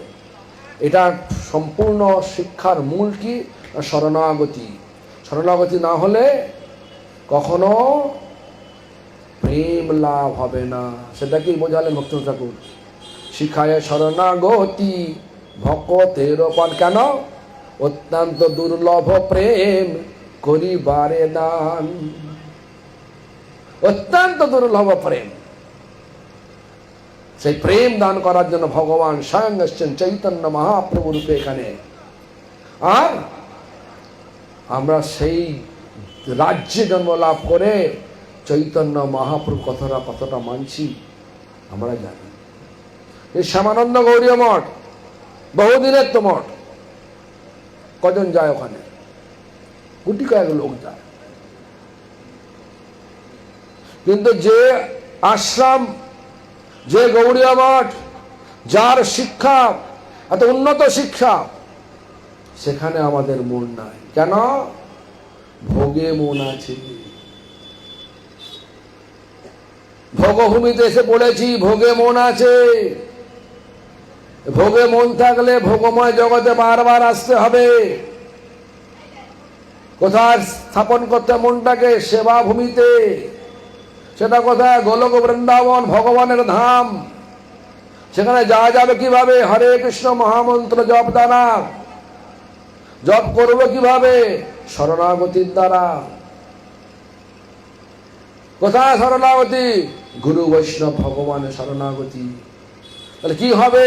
সমস্ত বাধা চলে যাবে, ধর্ম প্রতিষ্ঠা হবে। কোথায়? হৃদয়েতে। ধর্ম প্রতিষ্ঠা হবে। যে ধর্ম ভগবান নিয়ে চলে গেছেন, শুরু করেছিলাম ধর্ম, কৃষ্ণ সধম অপগতে, ধর্ম জ্ঞানাদি সহ সেই ধর্ম আবার ফিরে আসবে। ভাগবত আছে তো, কিন্তু ভাগবত পড়লে নিজে নিজে পড়লে হবে না। যাও ভাগবত পড়ো বৈষ্ণবের স্থানে, একান্ত আশ্রয় করো চৈতন্য চরণে। ভাগবত পড়তে হবে, কিন্তু বৈষ্ণবের আনুগত্যে। হরিনাম করতে হবে, কিন্তু বৈশুদ্ধ ভক্তের আনুগত্যে। ভগবানের সেবা করতে হবে, কিন্তু শুদ্ধ ভক্তের আনুগত্যে। বৈষ্ণব ধর্মটা আনুগত্যের ধর্ম। এই ধর্ম কথাই যেখানে হয়, এই ধর্ম কথা যেখানে হয়, সেটা হয় ধর্ম সভা। যারা শোনেন তারা প্রকৃত সভ্য, যারা শোনেন না তারা অসভ্য। অসভ্য মানে ভালো না খারাপ? খারাপ না ভালো? বলো। খারাপ। তাহলে আমরা অসভ্য হবেন না সভ্য হবেন? সভ্য হবেন, নিঃসন্দেহে সভ্য হবেন। তাহলে সভ্য মানে শোনা। শোনা মানে কি? একান দিয়ে শুনলাম, একান দিয়ে বার করে, এটা না শোনা হবে। কান দিয়ে শুনে হৃদয়ে নিয়ে জীবনে পালন করাটার নামই হচ্ছে শোনা। কি বললাম? কান দিয়ে শুনলাম, হৃদয়ে নিয়ে জীবনে পালন করলেই হবে শোনা, না হলে শোনা হলো না। তাই ভক্তিনাথ ঠাকুর বলছেন, ভকতি বিনোদ মানে রূপ সনাতন পদে দন্তে তৃণ করি, ভকতি বিনোদ পড়ে দুহু পদে ধরি। তারপর কি বলছেন, সুন্দর কথা তারপরেরটা, কাঁদিয়া কাঁদিয়া বলে আমি তো অধম। কাঁদতে পারবেন? আমি অধম, এটা ভাব নিতে, এটা ভাবতে পারবেন? কাঁদিয়া কাঁদিয়া বলে আমি তো অধম, শিখায়ে শরণাগতি কর হে উত্তম। আমি অধম, হে বৈষ্ণব ঠাকুর আমাকে উত্তম করুন। উত্তম বৈষ্ণবের লক্ষণ কি? শুদ্ধ হরিনাম। সেখানে বলছে, যাহারে দেখিলে আইসে মুখে কৃষ্ণ নাম, তাহারে জানিও তুমি বৈষ্ণব প্রধান। তাকে দেখলেই মুখে কৃষ্ণ নাম আসে। তাহলে এখন প্রশ্ন হতে পারে, তো সাহেব লোক আসছে, তা দেখলেই তো মনে হয় হরে কৃষ্ণ সব আছে, ওটা ভাব নাকি? মুখে শুদ্ধ নাম আসতাম, মজা করে নাম, স্তোক করে নয়। শোক মানে ঠাট্টা মজা করে এসব নয়। যাহারে দেখিলে আইসে মুখে কৃষ্ণ নাম, তাহারে জানিও তুমি বৈষ্ণব প্রধান। আমি একটা শুধু কথা বলে সমাপ্ত করে দেব। কিরাম বৈষ্ণব, উত্তম বৈষ্ণবের লক্ষণটা বলছি। বৎসরটা হচ্ছে 1993 সাল। কি বললাম? 1993 সাল। তখন জন্ম হয়েছে কার কার? 1993 সাল। দেখুন, সেই 93 সালে আমি আমার গুরুদেব ভক্তি প্রমোদ পুরী গোস্বামী ঠাকুরকে নিয়ে একটা অটো করে, লাক্সারি গাড়িতে নয়, 3 চাকা অটো, টোটো করে যাচ্ছি বৃন্দাবনের। টোটো নয়, অটো, 3 চাকা, ডিজেলে চলে, ঠাক ঠাক ঠাক ঠাক করে। হ্যাঁ, সেই অটো করে যাচ্ছি লইবাজারের ওপর দিয়ে। আর একজন দেখলো, কোথায় না লইবাজারে মহেশ ক্লথ স্টোরে বসছিলেন। তিনি দেখতে পেলেন একজন সুন্দর, অত্যন্ত বয়স্ক এক সাধু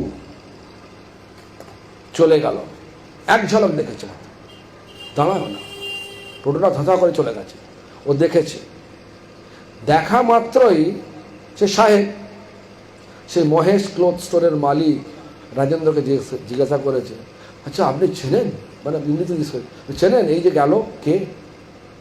সবাই চেনে একে, ইনি ভক্তিপ্রমোদ পুরী গোস্বামী মহারাজ, থাকেন চৈতন্য গৌরী বড় মঠে থাকেন, মথুরা রোডে থাকেন। কোথায় মঠটা? অ্যাড্রেস নিয়ে নিলেন। পরের দিন সকালে এসে গেলেন। পরের দিন সকালে না, দুপুরবেলা এলেন। অপেক্ষা করছেন বাইরে। দরজা খুললাম, উনি ভেতরে ঢুকে বলছেন, আমার ঢুকেই ঝরঝর করে কাঁদছে আর বলছেন, মনে মনে কি বলছে জানি না। আমি তো জিজ্ঞেস করলাম, তোমার কি হয়েছে, কাঁদছো কেন? তো যাই হোক, সে খানিকক্ষণ পরে বললো, তো আমি কি এনার কাছ থেকে দীক্ষা নিতে পারি? তোমার তো, তুমি তো ইস্কনের লোক, এতে দীক্ষা নেবে কেন? বলছে না, আমি ইস্কনের নই। কেন তুমি দীক্ষা নেবে কেন? তুমি তো কোনো বই পড়ো না, সঙ্গ করো না। শুধু বুকে হাতটা দিল, যে এম করে দেখালো, আর চোখে জল, চোখ ভর্তি জল। আমি ঠিক আছে, আমি আপনার কথাটা জানাবো আজকে রাত্রে, গুরুদেবকে জানাবো, কালকে তুমি আসো, বলে দেবো দীক্ষা পাবেন কি না পাবেন। তো যাই হোক, রাত্রিরে বলার সঙ্গে সঙ্গে গুরুদেব বলছেন যে, বাবা আমি ইস্কনের সঙ্গে ঝগড়া করতে পারবো না। আমি বললাম, না, ও ইস্কনের লোক নয় বলেছে। তাই? তাহলে তুমি নিয়ে আসো। তো যাই হোক, তারপর তার দীক্ষা টিক্ষা হলো, সবই হলো। তারপরে আমার কাছে নিয়ে গেল হাওয়াই। জিজ্ঞাসা করলাম, তুমি হঠাৎ এরকম ধরো আবেগপ্রবণ হয়ে দীক্ষা নিলে, হরিনাম নিলে, হঠাৎ কী ব্যাপার হলো, তোমার কি? বলছে আমি জানি না। তখনই ঘটনাটা ওই আমাকে বলেছিল। অটো করে যাচ্ছিলেন আপনি আর সেই গুরুদেবকে দেখেই আমার একদম মানে মনটা সম্পূর্ণ ঘুরে গেল। হ্যাঁ, কে জানেন? আমাদের মঠে এখন যিনি রামদাস, সেই তিনি আমাকে বলেছিলেন যে উত্তম বৈষ্ণবের লক্ষণ, আমি তো বহু জায়গায় ঘুরেছি, বহু জায়গায় বহু লোককে পয়সা দিয়েছি। বলছি ইস্কনকে আমি 25,000 ভাগবতম সেট দান করেছি। 25,000 ভাগবতম সেট, পুরো ভাগবতের সেট দান করেছি, ছাপিয়ে দিয়েছি। এখনো সমস্ত মন্দিরে সে দান করে। আমাদেরও মন্দিরের প্রায় 75 ভাগ উনিই দান করেছেন। সব জমি, বড়ি, গাড়ি সব উনি দান করেছেন। তো যাই হোক, ঘটনা হচ্ছে যে উত্তম বৈষ্ণবের লক্ষণটা আমি ওনার মুখে শুনেছি যে আমার গুরুদেবকে দর্শন করা মাত্রই তার হৃদয়ের ভাবটা সম্পূর্ণ পরিবর্তন হয়ে গেল। তাই সেই ভক্ত বলছেন, কাঁদিয়া কাঁদিয়া বলে আমি তো ধম, শিখায়ে শরণাগতি করহে উত্তম। সকলকে এই লক্ষ্যে পৌঁছাতে হবে, অধম থাকলে চলবে না। যেমন একটা স্কুলে ধীরে ধীরে ক্রমোন্নতি হয় না, class 1, class 2, class 3, class 4 M করতে করতে M degree, master degree, PhD পর্যন্ত চলে যায়। তারপর আরও কিছু আছে সে করে, ধীরে ধীরে করে। ঠিক তেমনি করে আমরাও লক্ষ্য রাখতে হবে যেন আমি যথার্থ বৈষ্ণব দাস হতে পারি। বৈষ্ণব দাস যথার্থই ভগবানের দাস। যে বৈষ্ণব দাস হওয়ার চেষ্টা না করে সে কখনো ভগবানের দাস হতে পারে না। তাই সকলে ধর্ম কথার অর্থ বুঝুন, প্রকৃত দাতাকে জানুন, যে আমাদের আত্মকল্যাণ করার ব্যবস্থা করে সেই প্রকৃত দাতা। এই যে মেদিনীপুর শহরে শ্যামানন্দ গৌড়ীয় মঠ, আমার দৃষ্টিভঙ্গিতে প্রকৃত দাতা মেদিনীপুর প্রকৃত দাতা।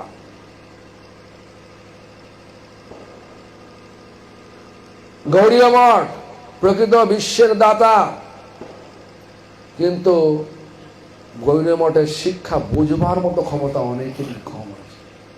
কে বুঝতে পারে? যে স্বীকৃতিবান সেই বুঝতে পারে।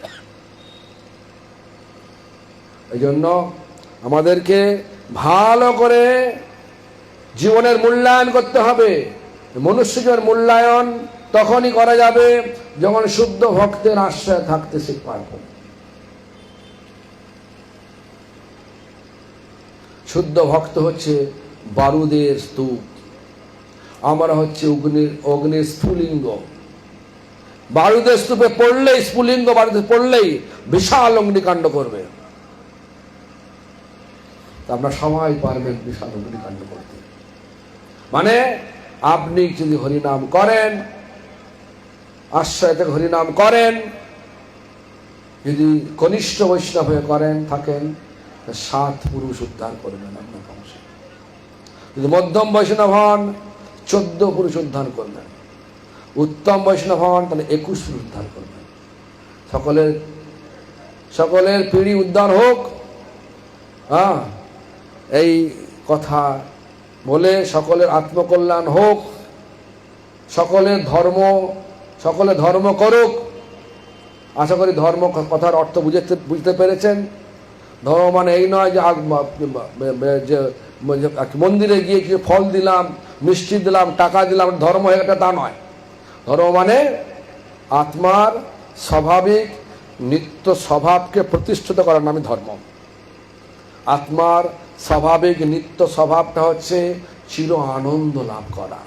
চির আনন্দ স্বরূপ হচ্ছেন কৃষ্ণ। কৃষ্ণ এখানে কলিযুগে এসছেন হরে কৃষ্ণ মহামন্ত্র রূপে। আর হরে কৃষ্ণ মহামন্ত্রকে যিনি করছেন শুদ্ধ ভক্তের আশ্রয়ে থেকে, তিনি প্রকৃত ধর্ম করছেন। হরে কৃষ্ণ। সকলে ধর্ম করুন, আত্মকল্যাণ করুন, আর জীবনের মূল্যায়ন করে, জীবনের যে আসল মূল্যায়ন কি, পরমার্থ লাভ করে পরমার্থ জগৎ গোলক বৃন্দাবনে প্রত্যাবর্তন করুন। Back to home, back to home. আসল বাড়ি কোথায়? বৃন্দাবন। কোন বৃন্দাবন? গোলক বৃন্দাবন। কে আছে? রাধা কৃষ্ণ আছেন। হরিনামে কে আছে? রাধা কৃষ্ণ আছেন। তাহলে হরিনাম করলে কোথায় যাবেন? রাধা কৃষ্ণকে যাবেন, গোলক বৃন্দাবনে যাবেন। সেখানে কি আছে? কি আছে? আনন্দ আছে। কদিনের আনন্দ? চির আনন্দ আছে, ধর্ম আছে। সকলে ধর্ম করুন, হরিনাম ধর্ম করুন, নামকে আশ্রয় নিন, কলিযুগের ধর্ম পালন করা হবে। সকলের নাম হোক, এই ভগবানের চরণে নিবেদন করে আমার কথার এখানে বিশ্রাম দিলাম। যদি কোনো অসংলগ্ন কথা বলে থাকি তাহলে আমাকে ক্ষমা করবেন, আর যদি আমি কোনো সংলগ্ন কথা বলে থাকি তাহলে পালন করবেন, আর আমাকে আশীর্বাদ করবেন যেন আমিও ধর্মপথে চলতে পারি, গোলক বৃন্দাবনে যেতে পারি, আর শান্তি লাভ করতে পারি।